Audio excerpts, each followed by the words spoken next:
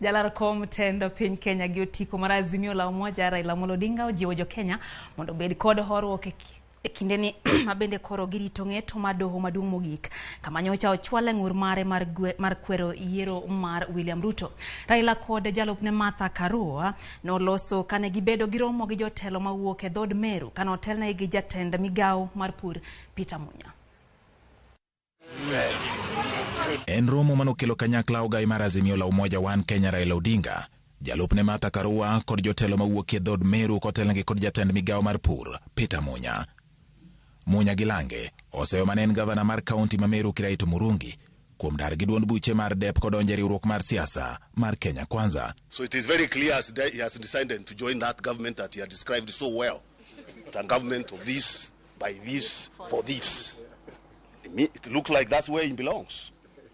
So for us, it's good riddance, so that our team that is committed to this cause can do this work. And I want to thank the team from BAS, led by Lucy Moria and Sarah Kelemi, and Nairobi here, for requesting for this meeting to come and tell you that BAS is a party of members, and those who have left other members. Eote mare, Raila Odinga okono ganda jo Kenya mondo mi oket mana kwe thuolo ni magirito gi liyo ng'eto mar doho maduong' mogik ewi yiero mar jatend Kenya. We as Azimio are confident that our cause is just. And if you fight for a just cause, you never get deterred by setbacks. Setbacks are part of the game. But we have a belief in justice.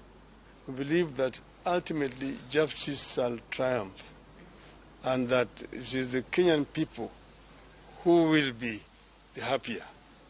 Therefore, we've said that Kenyans should continue to have us in their prayers. We pray for peace. We also pray for wisdom.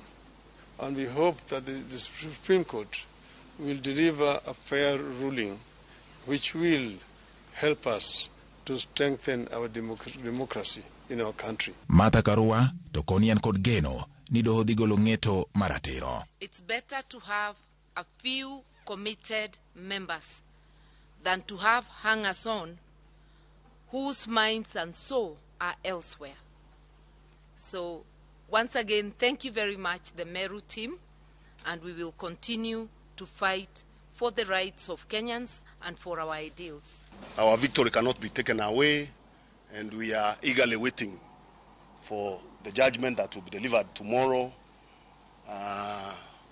We believe it will be fair and just, and we are ready to continue with this journey to our destination.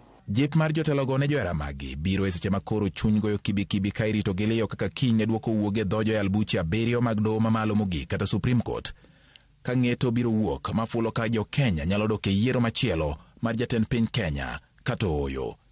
George Bati, Ramogi TV. Wadhi mag motenre kod